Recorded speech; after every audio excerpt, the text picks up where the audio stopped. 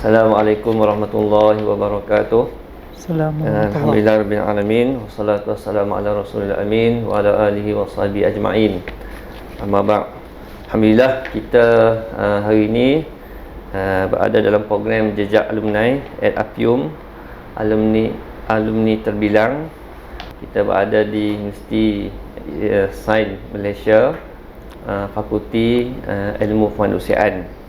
Bersama dengan kita pada petang ini iaitu Profesor Madya Dr. Jasni bin Sulong yang merupakan Dekan Pusat Pengajian Ilmu Kemanusiaan Universiti Sains Malaysia, yang mana beliau secara umumnya beliau merupakan sekarang ni adalah Dekan yang memegang satu fakulti yang mana bukan sahaja mengendalikan hal berkaitan dengan pengajian Islam, tapi melibatkan berbagai bidang yang lain seperti bahasa Inggeris, geografi dan sebagainya. Jadi ada beberapa perkara yang mana kita nak tahu sedikit tentang latar belakang beliau dan bagaimana beliau ni sebagai alumni kita dan boleh sampai ke tahap inilah sebagai dekan yang mana memegang portfolio yang besar di Universiti Sains Malaysia pada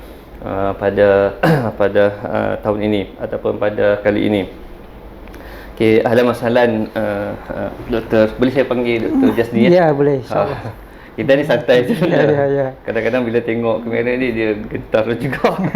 Okey, untuk pengenalan awal mungkin Dr. Jasni boleh terangkan tentang latar belakang keluarga dan pendidikan lah sebagai maklumat awal supaya kita para penonton dapat maklumatlah tentang latar belakang Dr. sendiri. Silakan. Okey, terima kasih Dr. Khaidir. Assalamualaikum warahmatullahi wabarakatuh. Saya Jasni bin Sulong, telah berkeluarga lah dengan seorang isteri, 4 orang anak. Dan sekarang ni saya berasal daripada Terengganu. Sekarang ni menjadi orang Penang lah. Saya dah tinggal di sini lebih kurang 17 tahun lah sejak habis PhD. 2006 sehingga sekarang lah 2024. Ya. Saya dipahamkan Dr. Jasni ni adalah graduan Universiti Melaya. Ya, betul. Di bawah Akademi Islam lah. Dulu Akademi Islam apa ni? Akademi Islam. Kemudian Islam, berubah menjadi Akademi Pengajian Islam. Ya. Maksudnya di peringkat ijazah sarjana muda, kemudian master, kemudian PhD pun daripada Universiti Melaya juga. Kalau ikut matrikulasi daripada matrikulasi Perak Akademi Islam di Nilam Puri selama 2 tahun. Kemudian pada tahun 92, 93. Kemudian 94, 98 saya sambung di KL di Akademi masa awal tu Akademi Islam. Kemudian di tengah tu dia berubah menjadi Akademi Pengajian Islam. Sempat lihat perubahan tu lah. Sempat lihat di mana sempat berada di fakulti yang kami share dengan fakulti undang-undang dan fakulti ekonomi. Fakulti ekonomi kami share bilik tutorial. Dewan kuliah kami share dengan fakulti undang-undang. Jadi berlakulah bila pertukaran kuliah itu antara yang pakai tudung dengan yang tak pakai tudung. Itu kami alaminya pada zaman tu. Kemudian saya sambung terus ke peringkat sarjana 2001 hingga 2002, 99 hingga 2001. Pada masa tu mula-mula saya dapat pinjaman mara lah, tapi di pertengahan jalan tu saya dapat scholarship daripada USM. Masa master tu dapat scholarship? Dapat scholarship. Sebab mungkin rezeki saya masa tu saya dapat first class. Jadi bila saya mohon, dia panggil rancangan latihan kaki tangan akademik. Kalau USM ni dia panggil RLKA untuk latihan pensyarah. Jadi saya dapat yang tu di bawah pencapaian saya yang bagus sikit lah. So saya dapat compete beberapa orang, so saya dapat. So dia tawar untuk master dengan PhD serentak. Direct. Jadi kalau ikut dia mesti habiskan PhD baru dia lantik untuk pensyarah di USM. Jadi daripada 2000, katakan tahun 2000 saya dapat scholarship tu. Jadi sehingga 2006 saya terus sambung PhD dan habis tamat belajar 2006 lah. 2006 tu dah tamat? Ya, tamat. Jadi masuk berkhidmat tu tahun 2000? Saya masuk berkhidmat 2006. Bulan 2 kalau tak salah saya. Kalau kira tolak Viva 2005 lah kan. Tapi sebab kira convocation lah kot biasanya. Jadi boleh ucap tahniah lah. Ikutnya kalau kita katakan Dr. Jasni ni asalnya anak kandung UM lah kan. Memang anak kandung UM. Lahir daripada matrik sampai ke PhD. Sampai ke PhD. Tapi tak duduk UM. Cuma tak ada rezeki. Saya pernah Dr. Khairil, saya pernah diminta isi borang untuk jadi tutor. Tapi borang tu tak tahu ke mana. Mungkin tak ada rezeki lah. Tak ada rezeki. Saya pernah diminta isi borang masa tu di bahagian syariah undang-undang. Masa tu penyelia siapa? Penyelia saya Puan Datuk Ahmad Hidayat. Ahmad Hidayat. Peringkat PhD dan master. Master saya Profesor Madya Dr. Suwaid Tapah. Suwaid Tapah. Kemudian Dr. Suwaid dia berhenti atau dia pencen. Kemudian dia balik ke Sabah ke UiTM kalau tak salah saya kan. Sekarang saya rasa dia dah pencen dah. Kemudian PhD tu. PhD dengan Prof Datuk Ahmad Hidayat. Dia pun dah pencen dah sekarang. Dia pun dah pencen dah. Tapi dah masuk balik tu jadi kehormat. Jadi kehormat. Tahniahlah kepada Dr. Jasni sebab ini kita nak tahu tentang maklumat Dr. Jasni kan. Kenapa kita pilih? Dia adalah kalau bahasa kita kata anak kandung UM kan. Betul. Tapi sekarang ni dah berjaya di USM. Jadi sebenarnya kita nak tanya untuk kita kata untuk makluman kepada penonton dan juga mungkin bakal-bakal graduan yang nak ambil PhD, master ataupun bercadang untuk jadi pensyarah kan. Khususnya adakah doktor ada perancangan awal lah? Maksudnya macam mana boleh plan memang dah rancang nak masuk USM ke ataupun dah rancang memang akan bekerja di USM ke, boleh cerita pengalaman pengalaman saya sejak dari tahun 1 saya ingat saya dah tulis di whiteboard saya masa tu saya duduk di college section 17 di luar tu. Saya haluan siswa saya di 5th college. Selepas minggu pertama saya dipindahkan ke kolej kediaman section 17. Masa tu ada bah mini lagi, bah mini nombor 17 ke nombor 20 rasanya. So sejak itu saya memang di board saya di study tu memang saya tulis saya nak sambung terus PhD. Dah ada perancangan awal macam tu. Dah ada sebab saya minat tengok pensyarah. Dengan ilmu yang banyak kan bila masuk kuliah bercerita tapi cerita itu cerita yang bukan cerita kosong so pada masa tu memang saya dah terdetik hati saya nak sambung sampai PhD. Masa tu tak fikir pun nak cari duit kat mana nak bayar juran kan. Fikir nak mengaji je. Fikir nak mengaji je. Walaupun yalah mak ayah kita tanam padi tapi kita seolah-olah kita rasa mesti ada jalan. Tapi jalan yang saya fikir masa tu sebenarnya Dr. Khairil, saya pun bila kita ada tutor masa tu kan kita pun biasa tanya macam mana jadi tutor. Kita nak cuba juga kan. Lepas tu kita tanya berapa tutor dibayar.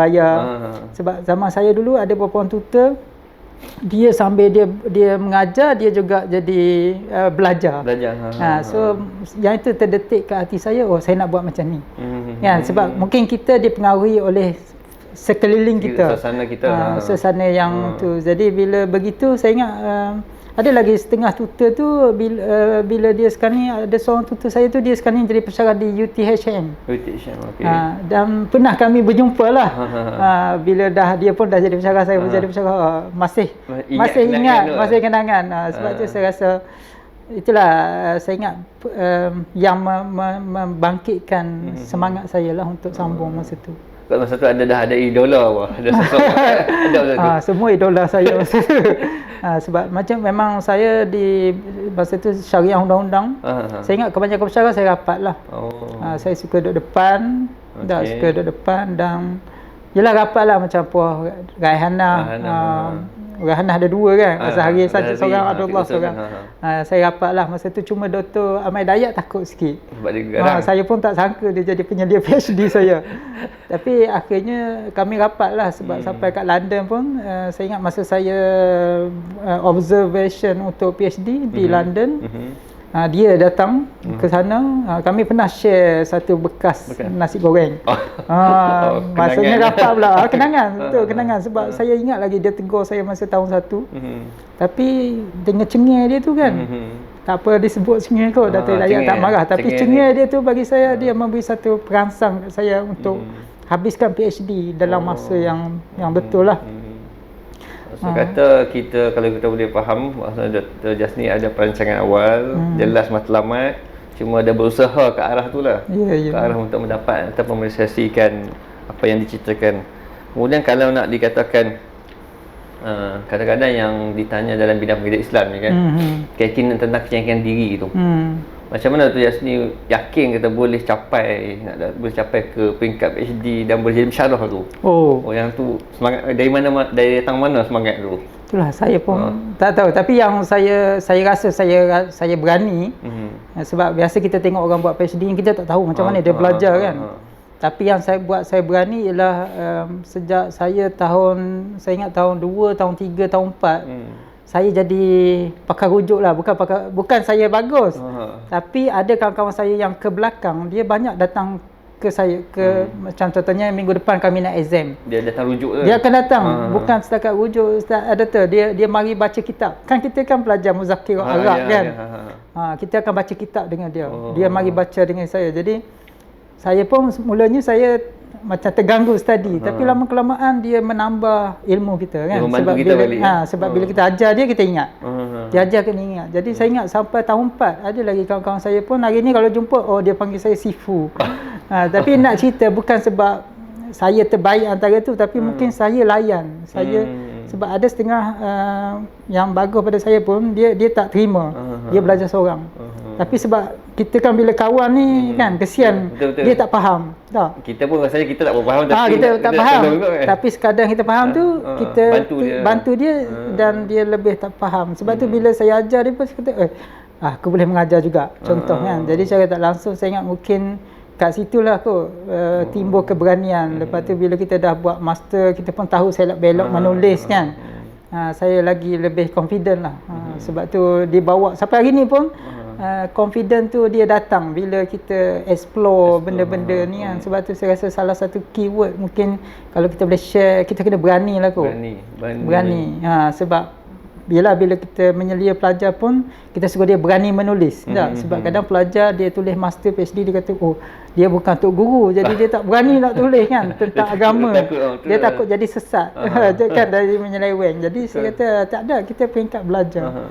Kalau salah ada orang tegur. Sebab kita kalau universiti kita ada penilai, penyelia kan. Itulah kot yang saya nampak. Saya ingat betul dulu ni macam boleh ke aku buat PhD kan? Memang ada stigma tu datang, boleh mampu ke kita buat PhD kan? Betul. Tu tengok orang hebat-hebat kan, hebat. Sebab masa PhD ni kita anggap something yang besar kan? Yang besar. Dalam kepala tu takutlah kan. Satu lagi stigma dia, PhD ni mesti tahu semua. Betul. Kan kalau jadi ustaz mesti tahu semua. Lah. Kalau kau tanya sifat 20 pun masuk, tak tahu. Tak boleh jadi. Tak. Rupanya bidang masing-masing. Bidang. Betul. Dia bila dah masuk jalan tu nampak kan. Betul. Okay. Kemudian kalau nak dilihat, kami di APIUM ni kita ada 1,700 orang pelajar berdaftar di dasar. Kemudian 800 orang pelajar di ijazah tinggi dan 500 orang lah di peringkat asasi. Kemudian apa nasihat Dr. Jasni kepada pelajar APIUM secara khususnya, sebab kita punya ni program jejak alumni APIUM kan. Jadi kita kepada para pelajar APIUM yang sekarang ni, bagaimana kita nak jadikan diri para pelajar tu orang yang lebih cemerlang, graduan yang cemerlang, yang mana melibatkan akademik dan juga kurikulum sekali tu. Mungkin pandangan Datuk Khadir, pandangan saya lah, saya share juga dengan sini kat student kat sini juga. Kita ada dua yang kita kena strong lah. Pertama dari segi ilmu. Maksudnya bila kita belajar tu, kita belajar betul-betul. Kita belajar, kita anggap belajar ni amanah, tugas kita kan. Dia bukan part time, dia bukan sampingan-sampingan. Dia full time. Macam kita kerja full time. So bagi pelajar, level pelajar dia kena full time. Dia kena faham. Bila dia faham, bagi saya lah, dia akan ada keyakinan. Orang nak dia sebab apa? Sebab ilmu dia kan. Orang cari dia sebab ilmu. Akhirnya bila dia keluar dengan ilmu dia juga orang hire dia, orang lantik dia. So tapi kalau kita belajar sekadar isi masa kan, sekadar sambilan. Bila contohnya kita ambil satu ilmu, contohnya kita belajar usul fiqh contoh. Tapi habis kuliah kita tak faham. Walaupun exam kita dapat B atau A, tapi kita tak boleh mengeluarkan balik ilmu tu, bagi saya rugilah, sia-sia. Sebab tu yang penting pertama penguasaan ilmu tu. Yang kedua attitude, kepribadian. Kalau ilmu bagus tapi kepribadian tak bagus, Tak ada orang nak. Lawan tok guru. Lawan tok guru. Kawan sendiri pun tak suka berkawan. Tak. Kita panggil peer dia kan. Peer pun tak suka. Jadi last kali dia lone ranger lah, dia keseorangan. Sebab tu bagi saya untuk pelajar, masa belajar tu belajar betul-betul. Anggaplah diri kita ni bukan sekadar kita menanggung amanah dengan Allah, dengan ibu bapa kan. Tapi dengan diri kita sendiri tak. Sebab kadang-kadang kita lupa. Kita ingat ni ayah yang paksa, mak yang paksa. Tapi sebenarnya diri kita sendiri, kita macam kita tak bertanggungjawab tak. Sebab dia masuk universiti tu sebab ayah suruh. Sebab ayah suruh. Betul. Sebab last kali bila ayah mak kita tak ada. Apa yang dapat bantu kita, apa yang dapat bimbing kita, ilmu lah. So sama je lah bila dia dah dewasa, dia dah bekerja pun informasi dia kan, ilmu dia, penguasaan dia terhadap kerja dia yang membela dia. Kalau tak ada habis juga. Saya teringat kot jadi macam sekarang ni kan. Kadang-kadang tu bila dia nak masuk universiti tu, soalan yang bertanya-tanya nanti dia nak kerja apa? Betul. Kan? Kalau ni perlu kan nak sampai bila masuk universiti ni dah awal-awal tak masuk lagi pun dah tanya nanti nak kerja apa? Memang kalau kita kata nak masuk universiti memang untuk bekerja kan. Ya, betul. Tapi adakah perlu sampai tahap tu? Mungkin doktor bagi pandangan, bagi semangat pada para pelajar supaya ada semangat, bukan fokus pada kerja datang kemudian. Ya, kerja datang kemudian. Cuma yang penting bila kita pilih bidang ilmu tu, bidang ilmu tu yang kita nak kan. Contoh kita pilih bidang agama, kita pilih bidang bukan agama pun. Kerja dia akan mengikut kepada bidang itu. Tapi kalau kita fikir kerja, tapi bila kita masuk dalam bidang tu kita tak faham, kita tak menguasai. So yang mengikut tu tak akan mengikut. Dia tak akan mengikut. Sebab tu bagi saya kita dah pilih bidang. Contohnya Akademi Pengajian Islam sama ada Usuluddin ke syariah ke pendidikan ke kan. Apa saja. Tapi bila kita tidak menguasai bidang yang kita pilih, kita tak perlu tanya dah kerja apa sebab dia tidak akan datang hasil tu. Sebab tu bagi saya tapi kita kena percaya juga pekerjaan tu rezeki.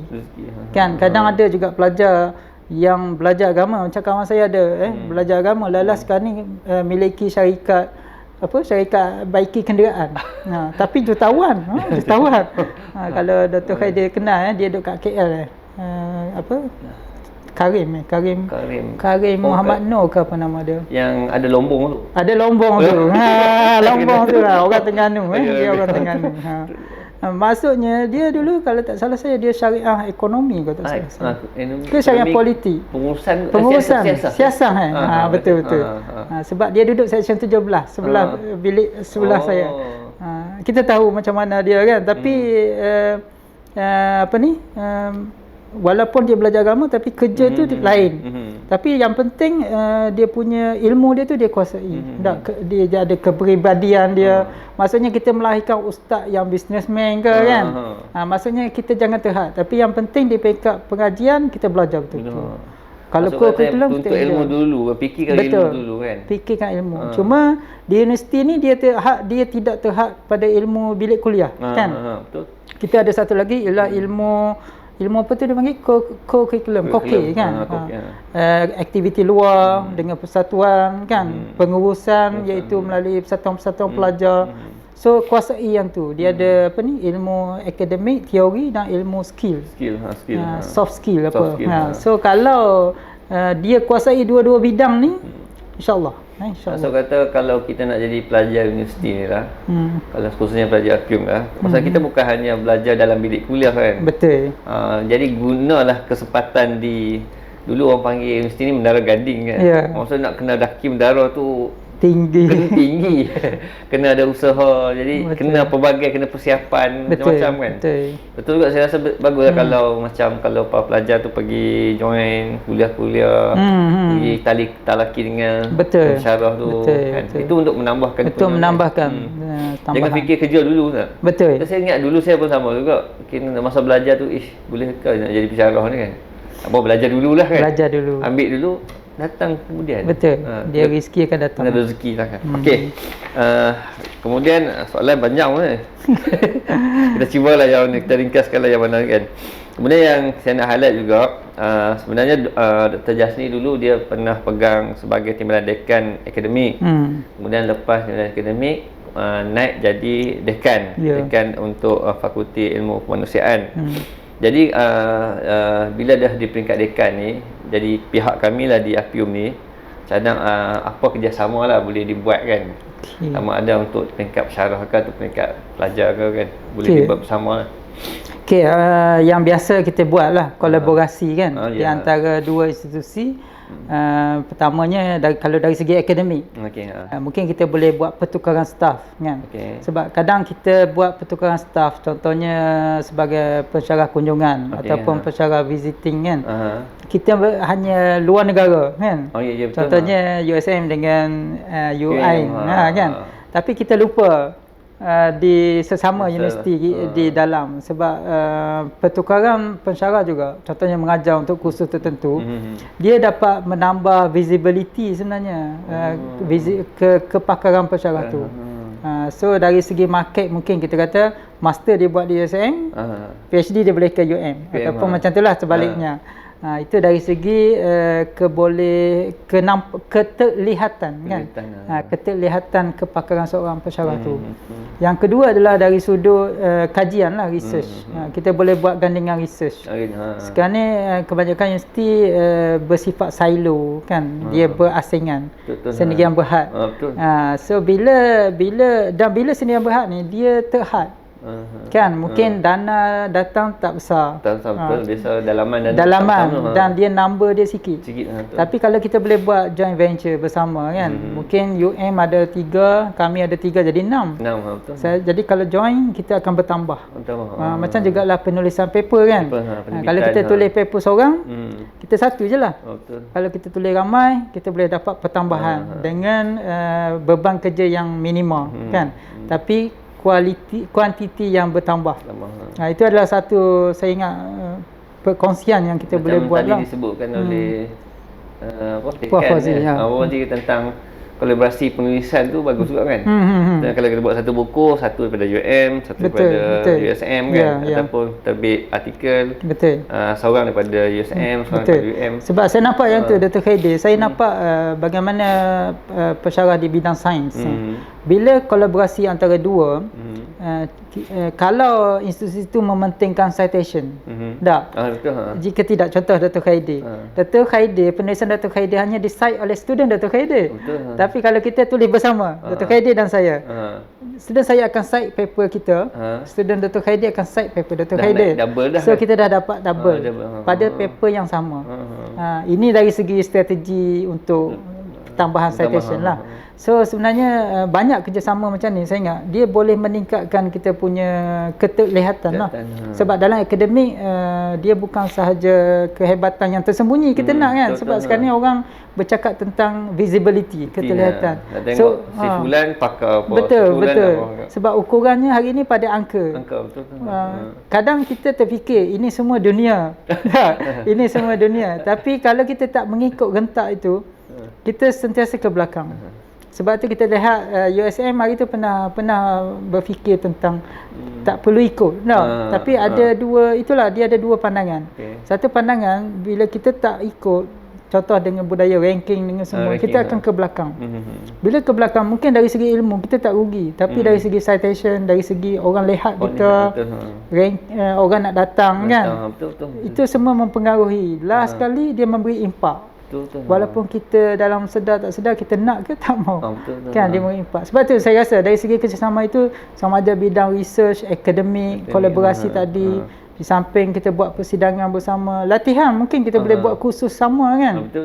Sebab mungkin katakan pusat pengajian saya nak buat team building, tapi team building untuk kami je lah. Kalau kita gabung dengan kepakaran, dia boleh nampak. Lepas tu dalam perbincangan kita gabung, so idea dia lagi mekar, saya rasa. So mungkin kita kongsi peruntukan lah kan. Mungkin peruntukan team building separuh-separuh, kita pergi tengah. Saya rasa itu semasa saya ada lah. Jadi kita boleh, yang penting saya ingat perkongsian idea tu. Sebab kita mempunyai bekas pimpinan yang hampir sama lah, UM kan. Kami pun mempunyai idea tu. Itulah macam saya rasa boleh. Student, kalau dengan student ada boleh kerjasama? Boleh juga student sama student, sama ada dia orang pergi untuk transfer kredit ataupun kita buat program kolokium ijazah tinggi yang sama kan. Pelajar PhD berkongsi, sama ada berkongsi dari segi penulisan, metodologi. Sebab sekarang lagi bagus itu bagus sebab sekarang ni di pusat pengajian ni saya lihat setengah student dia kerja silo. Dia kerja sendirian. Memanglah PhD master dia tajuk dia bersendirian kan. Tapi method, strategi semua hampir sama kan. Kalau dia orang boleh mendapat satu cara kerja yang sama, kita boleh tingkatkan GOT, graduate on time. Sebab antara isu di universiti saya ingat yang paling besar adalah student hilang selepas seketika kan. Sama juga. Sebenarnya itu rugi rugi dari segi KPI kerana yang daftar 100 mungkin yang keluar 50 tak sampai pun. Tak sampai. Kita bukan nak lihat dari segi keuntungan saja, tapi kita nak lihat dari segi modal insan. So modal insan kita rugi, hilang kan. So dengan cara ni saya rasa pelajar ni dia dapat menambah peer researcher yang mereka boleh berkongsi pandangan dan mereka boleh dapat adapt yang baik-baik kan. Mereka saya dah terbit ni, dia berkongsi yang baik-baik. Sebab tu saya rasa macam tu dia menambahkan semangat lagi kan. Ya betul. Menambah semangat. Sebab tu kadang setengah pensyarah kalau dia nak hidupkan pelajar dia buat grup antara pelajar dia kan. Cuma ada yang diam membisu dalam grup tu. Saya sendiri pun kadang duk pesan pada student kan. Jangan seorang-seorang kata cari kawan. Betul. Peringkat master PhD ni tak boleh duduk seorang kan. Dia tak boleh duduk seorang. Kalau seorang dia fikir tak jadi juga. Tapi yang penting ada grup. Sebab apa? Mungkin dia diam tapi dia baca. Dia boleh baca. Sebab saya ada student yang kata dia baca dia rasa ni teruja. Tapi dia kata dia takut nak respon. Kata tak apa, respon kat saya tak apa kan. Tapi yang penting dia hidup. Saya tahu awak hidup lah. Itu yang penting lah Dr. Khairil, saya ingat antara yang kita boleh buat lah. Maksudnya ada peluang-peluang kerjasama tu. Ya, insyaAllah yang tu sentiasa ada. Untuk seterusnya ada lagi lah tentang banyak universiti sekarang ni dia cuba memperkasakan tentang alumni. Ini kan. Jadi mungkin Dr. Jasni boleh bagi nasihat sikit kepada rakan-rakan alumni yang lain lah kan. Kalau Jasni pun sebagai alumni dan alumni yang lain tu, macam mana lah mereka ni boleh bagi sumbangan kembali pada APIUM lah kita katakan. Maksudnya ruang yang macam mana ataupun cadangan yang macam mana yang sesuai supaya peranan alumni ni diangkat dan boleh membantu untuk kelestarian pihak APIUM tu sendirilah. Untuk APIUM tu sendiri. Saya ingat antaranya ialah pertama kita kena pasti alumni kita kan. Cuma alumni ni dia kita kena ingatkan dia lah. Mungkin dia terputus hubungan. Cuma alumni dia boleh bantu ikut kapasiti masing-masing. Kalau alumni macam academician, kita bagi sumbangan academician lah. Kalau alumni yang menjaga CEO contohnya kan. Kerana universiti pun dia ada dasar CEO at US University kan, ada kan. Kita ada pakar industri kan. Kita ada banyak pos-pos yang bersifat untuk kita tarik balik alumni. Saya ingat alumni ni dia kena bantulah sebab sekarang ni universiti terhad dari segi dana untuk mengembangkan bakat pelajar kan. Kadang alumni kadang kita tak mau duit dia pun, tapi kita mahu kisah kejayaan dia kan. Semangat.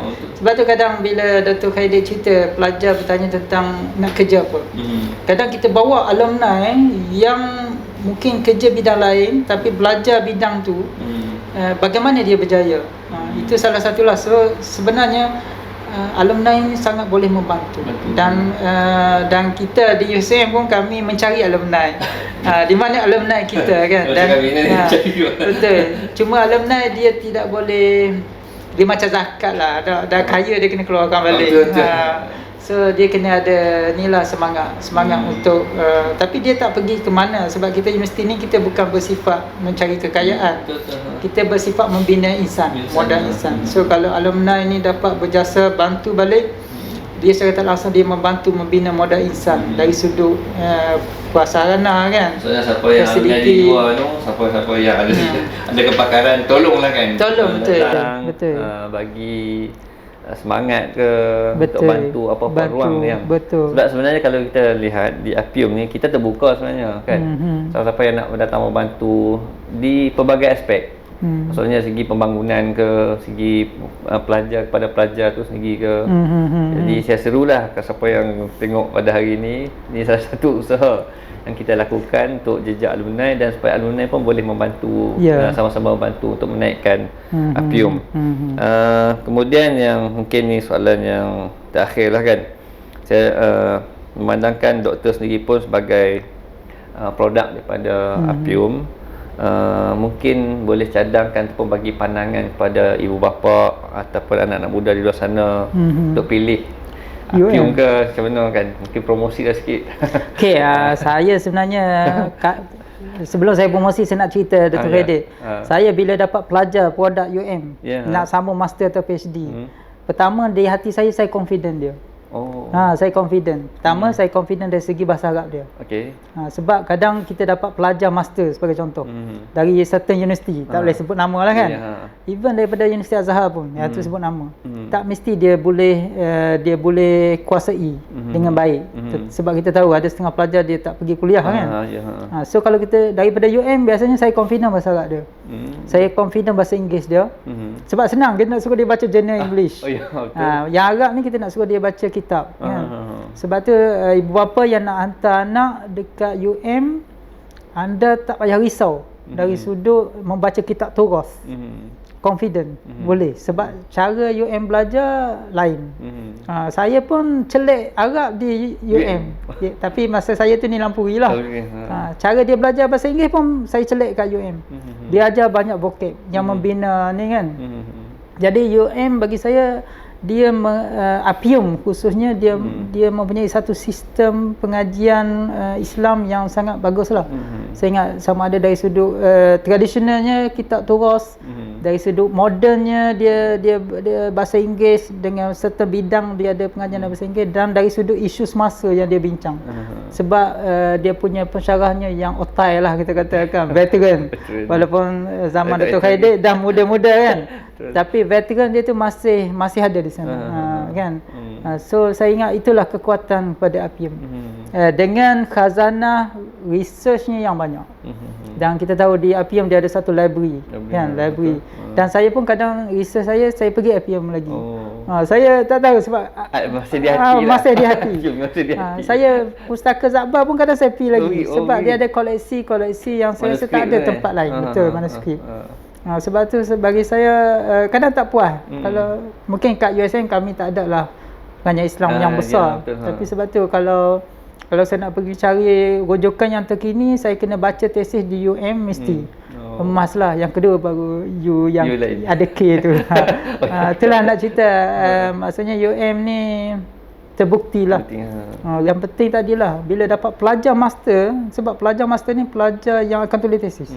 Kita confident dia boleh buat berbanding dengan yang lain yang sebab dia punya sistem dia. Sebab tu saya rasa UM tak ada isu lah.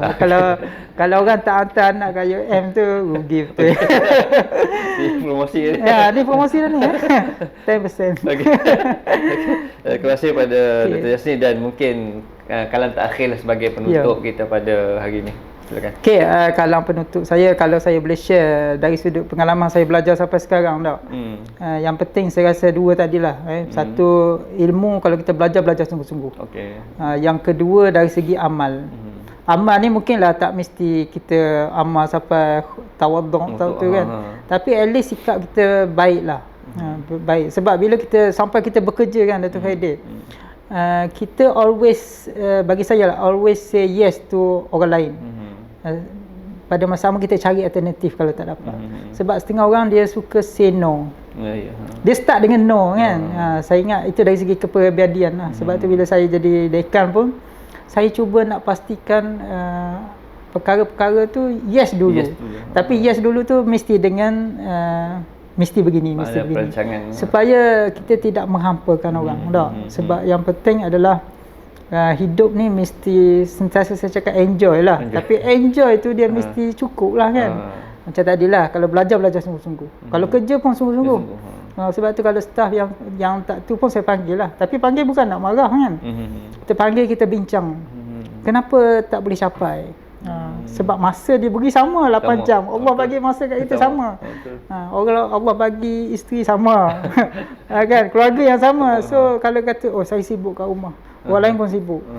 Maksudnya kita nak kembali pada prinsip asal amanah kita kan. Dari segi apa yang kita buat. So saya rasa kita hidup dalam aturan yang betul tanpa kita menyeleweng. Saya rasa insya-Allah kita boleh berjaya. Kalau zaman student dia akan berjaya. Zaman bekerja dia akan berjaya. Cuma yang slack sikit kalau ada rezeki lah. Yang tu kita kena redha lah kan. Mungkin ada ujian tertentu, Allah bagi sakit ke apa. Tapi itu Allah nak bagi apa kelebihan kat kita sebenarnya kan. Tapi kalau kita terima dia sebagai negatif lah. Sebab tu kita always positif lah. Always positif. Sentiasa bantu orang, saya ingat Allah akan bantu kita. InsyaAllah. Okey. Terima kasih kepada Profesor Mahdi Dr. Jasni Sulong atas persediaan untuk temu bual untuk program Jejak Alumni Apium. Jadi itu sahaja perkongsian kita pada petang ini. Saya sudahi dengan wabillahi taufiq wa hidayah. Saya mewakili pihak Akademi Pendidikan Islam mengucapkan terima kasih atas persediaan untuk menerima kunjungan kami. Jazakumullahu khairan jazak. Wabillahi taufiq wa hidayah. Assalamualaikum warahmatullahi wabarakatuh. Waalaikumsalam warahmatullahi wabarakatuh.